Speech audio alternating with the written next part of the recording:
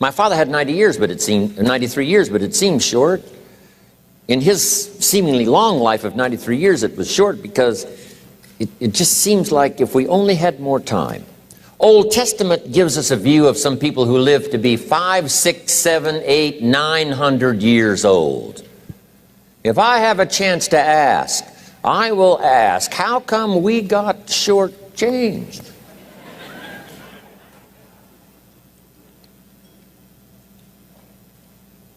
Wouldn't that be a good question if you had a chance to ask? Imagine 700, 800, 900 years to watch generation after generation after generation after generation stay healthy and well. I mean, you gotta be healthy to make it to 900. You gotta take your vitamins.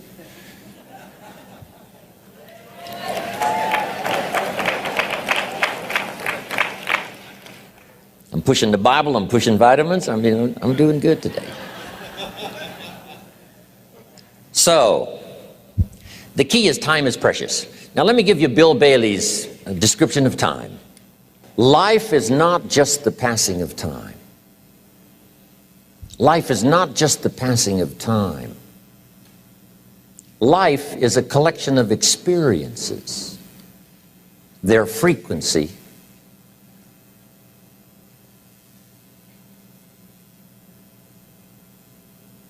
and their intensity. Life is not just watching the clock tick away. Life is a collection of experiences, their intensity, their frequency. When my friend Mark died at age 44, someone says, that's young to die. But what if he lived 4 lifetimes in one? It might not be too young. So here's whatever the span of your life turns out to be, here's what you want to fill it up with: experiences and the intensity of those experiences.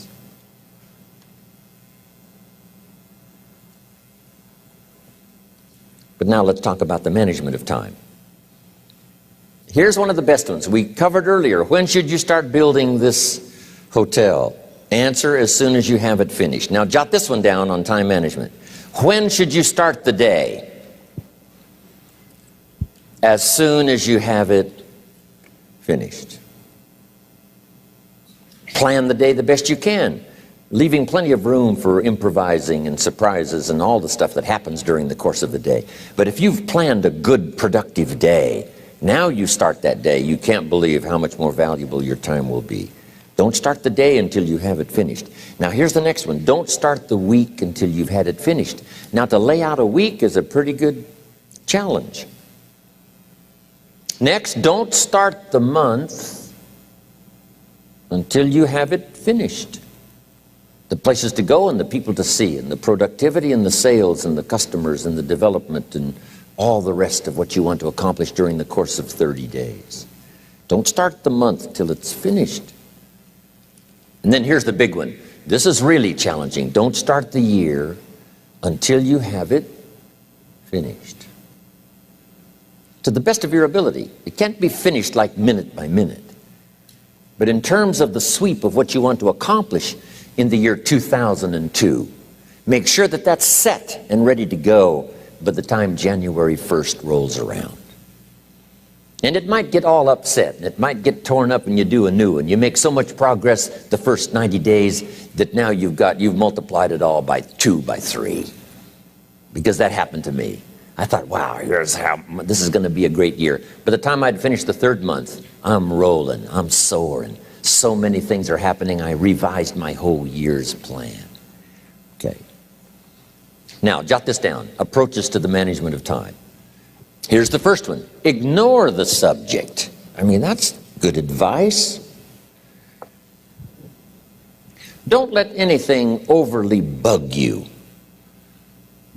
Because remember now, you don't have to do anything. Someone says, well, I got to get a handle on my time. The answer is no, you don't. If you want to let it all go, you can let it all go. I mean, this is good advice. Somebody says, you ought, you ought, you ought. Jot this down. Ignore all the you oughts or you should. Only if they're giving general information. We should. It's better to say if you're teaching, we should. Not you should, we should. Then you let me listen in without it being too confrontational. If everyone did this, see, that'd be great. And then you give a person a chance to choose to do it or not to do it. But when you start the you ought, now see if I don't, now see we got some tension and maybe some problems. So you oughts seem to always create problems. When you're talking to your kids, you say, no, if kids would do this, not always saying if you did this, life would be better, but if kids did this, life would be better. It's like making a little talk and letting them listen in. And then it's a little less confrontational. It gives us a choice. In one of my seminars, here's what I teach. All life form strives to the max of its potential except human beings. All life form strives to the max of its potential except human beings. How tall will a tree grow? As tall as it possibly can. You never heard of a tree growing half as high as it could. No, trees don't grow half. A tree drives its roots as deep as it can, reaches as high as it can, produces every leaf it can, every fruit it possibly can. To the max. Every life form strives to the max, except human beings. Now, why not human beings? Jot this down. You've been given the dignity of choice. You're not a robot. You don't have to repeat this year the same as last year. You can tear up last year's plan, develop a new plan.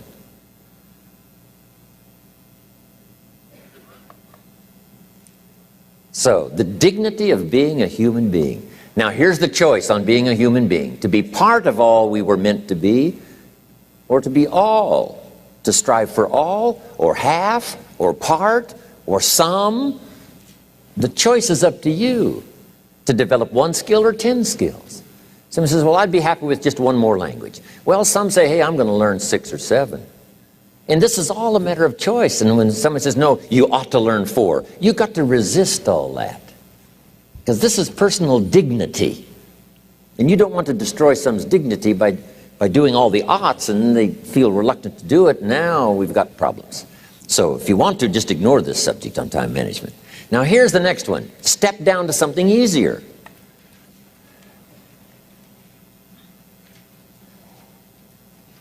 The guy's in sales and he says, oh, I want to own the company. Finally owns the company. Now he's got no time to play golf. He said, when I was in sales, I was making big money playing golf 3 days a week.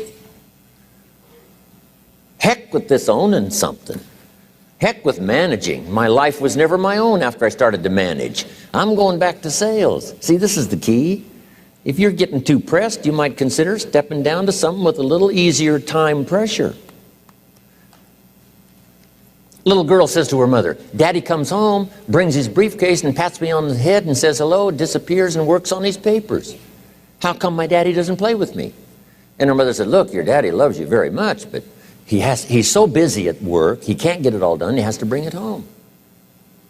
He loves you, but that's why he can't play with you. And the little girl said, why don't they just put him in a slower group?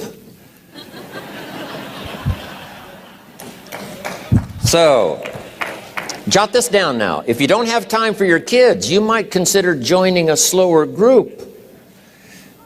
Remember when I said some things I went for cost me too much? So reconsider. Next key to time management, and that's work longer and harder. But see, there's a limit to that.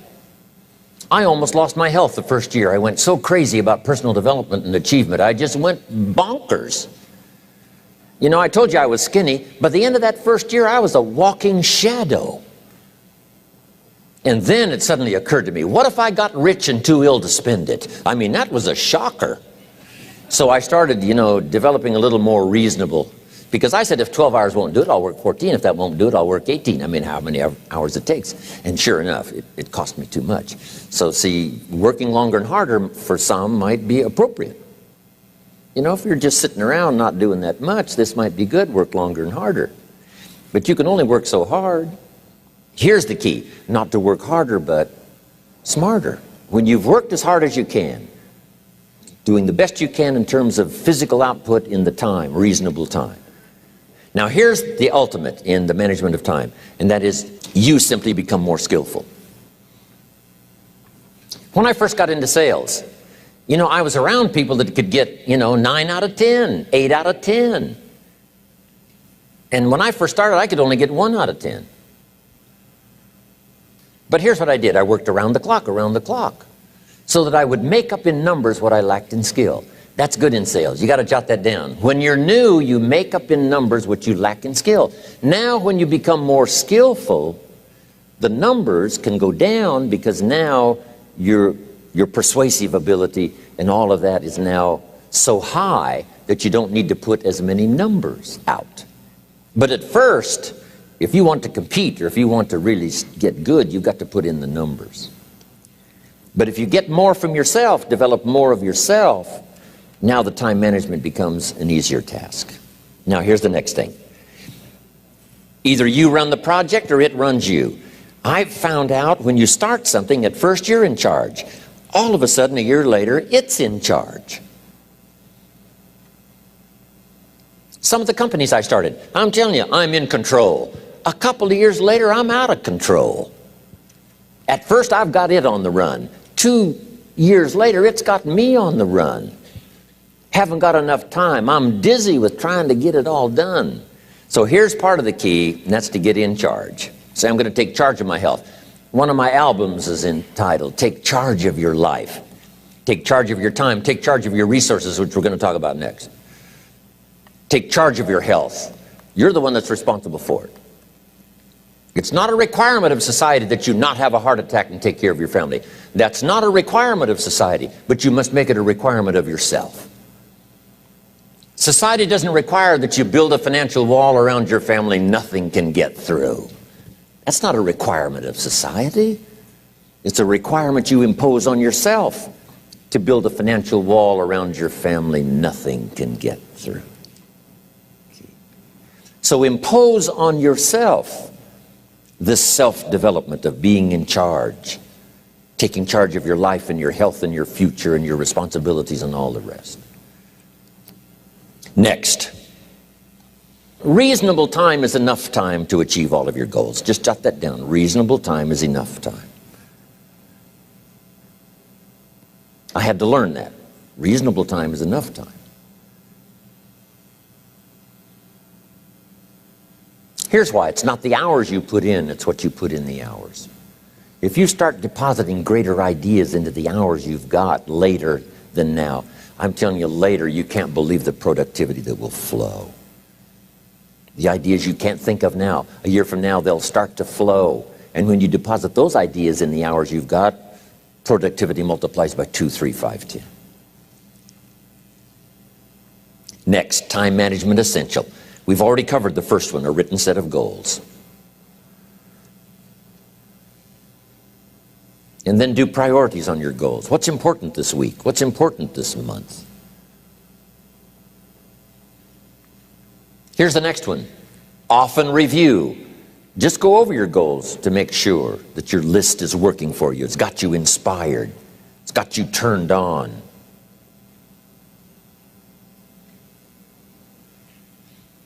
Somebody says, how come you're up so early? Say, if you were headed where I'm headed, you'd be up early too. Wow. If you were going to meet who I'm going to meet, you'd be up early. If it was going to stack up for you like it's stacking up for me, you'd be getting up early. Wow. Here's some more time management essentials. Learn to study what we call majors and minors. You pick up the phone.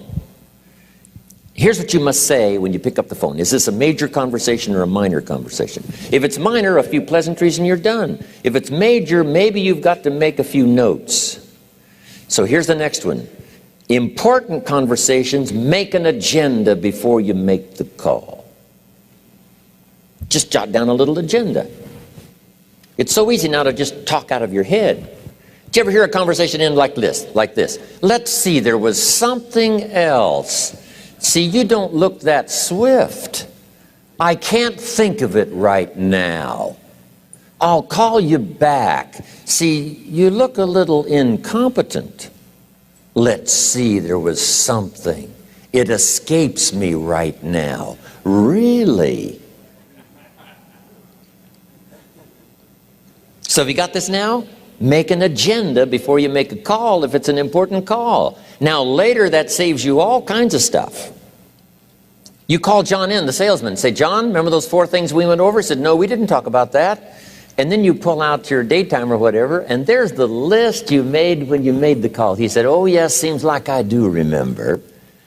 And you've got him with your list. If it's just, salespeople especially can talk you out of what's in your head. It's true. No, we didn't talk about that. And if you don't have a little proof, I'm telling you, it's gone. So make an agenda before you make a call. So what's major, what's minor? Now here's the key on this. Don't major in minor things. If you take up major time to do minor things, I'm telling you, you'll be behind the curve constantly. Here's what we learn in sales training. What's major time and what's minor time? Here's minor time, thinking about prospects. Here's minor time, making lists of prospects. Here's minor time, keeping books on prospects. Here's minor time, going to see the prospect. Here's minor time, evaluating the prospect after you've been there. That's all minor time. Here's major time, in the presence of the prospect. That's major time. And if you took a look, if you're in sales and you took a look at a week, you'd say, my gosh, I'm spending 90% of my time on the minor stuff and so little time on the major stuff in the presence of. How many hours in the presence of in my day? How many hours in the presence of during my sales week? Because the time that really counts is in the presence of the prospect. Majors and minors. Here's another key time management essential. Don't mistake movement for achievement. It's easy to get faked out by being busy. Guy comes home at night all exhausted, falls in the chair and says, oh, I've been going. Here's the big question. Doing what? It's not the going. Some people are going, and they're doing figure eights. I mean, their progress is small. So don't mistake movement for achievement. Here's another one in sales we learned. Don't mistake courtesy for consent. If somebody's pleasant and they nod, you say, oh, they're going to buy. No, they're courteous. You can't mistake courtesy for consent.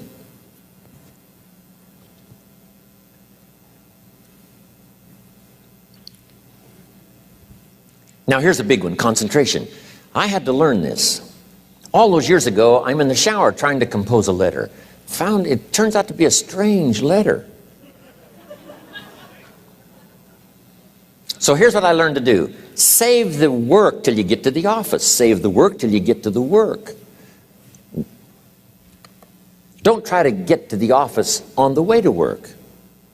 On the way to work, enjoy the way. In the shower, enjoy the shower. Then go to work when you get to work. I found this to be helpful. Concentration. Here's another big one. Learn to say no. I'm telling you, in such a social society we have now, it's so easy to try to be a nice person, saying yes, yes, yes to everything. Find yourself overloaded. Now you got to call and make the, well, gosh, you know, all the time it takes to back out of something that you said yes to too quickly. Here's what might be better. I don't think so, but if that changes, I'll call you.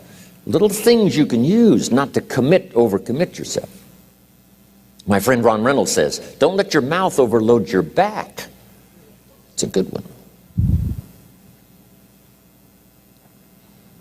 Now here's a big one on time management.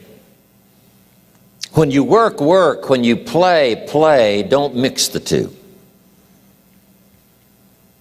Don't work at play. I used to take my family to the beach and I would bring my briefcase.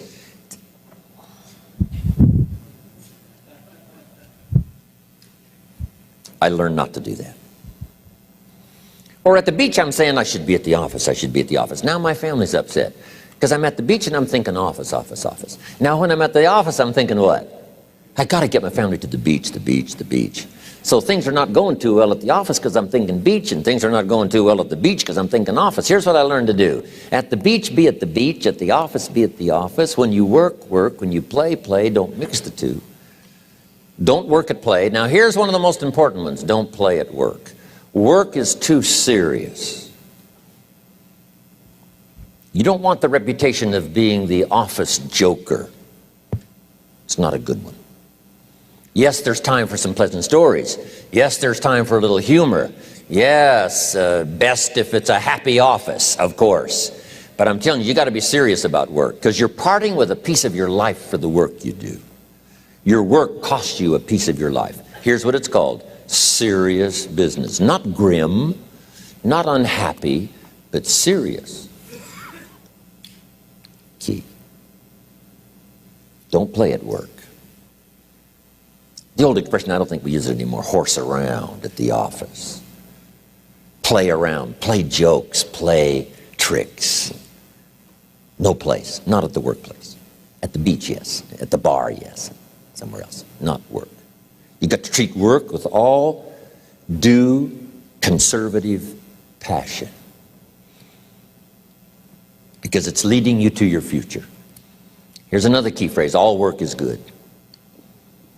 You may not like your job, but if it's the stepping stones to get you to where you want to go, you got to appreciate your job. You don't have to have a passion for your job. Here's the ultimate passion: a passion for incredible success in every department of my life. That's the passion. But don't look down on some menial job you have to do to finally get you to where you want to go. No job is menial. No job is not, no, every job is noble. Training life for pay, making a contribution to society. Next, analyze how you are. And if you have some weaknesses, if you can't, doesn't seem like you can change, here's the key: get it covered. I used to keep promising myself I'd keep the books, keep the books, keep the books. Finally, I gave that up. And back then, it only took me an extra 50, 60 bucks a month for some accountant to keep the books. I said, no, I'm going to save the 50 bucks. You can't believe what I started losing in productivity because I tried to save the 50 bucks.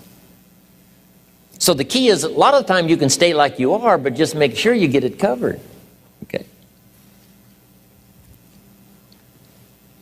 Next, beware of the telephone and all other systems of communication, especially the telephone at home and systems of communication at home.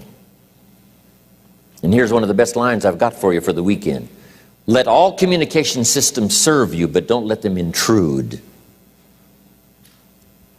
When it comes time to have dinner with your family, you shut off all systems, unless the ones that can take messages silently.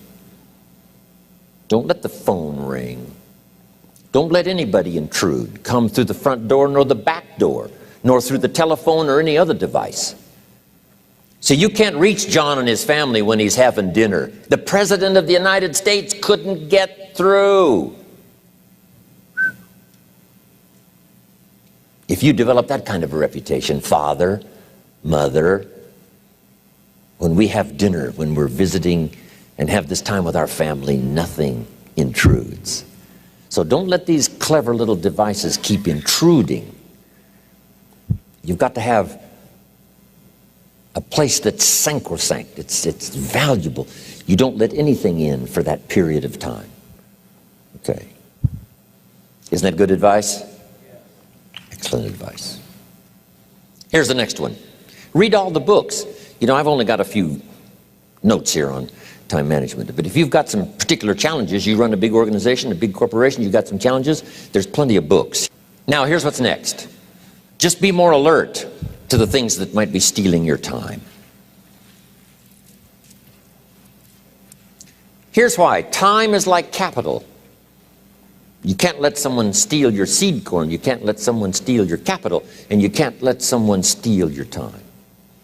You must designate your time. And some of the time that you designate, you must not let anyone steal. Casual time, you might let someone intrude and steal a little bit and take a little bit, but not serious time. Key. Next, one of the great time management savers is to learn to ask questions up front. Sometimes you talk to somebody for an hour, and then you ask questions and find out if you would have asked those questions up front, you could have saved yourself an hour.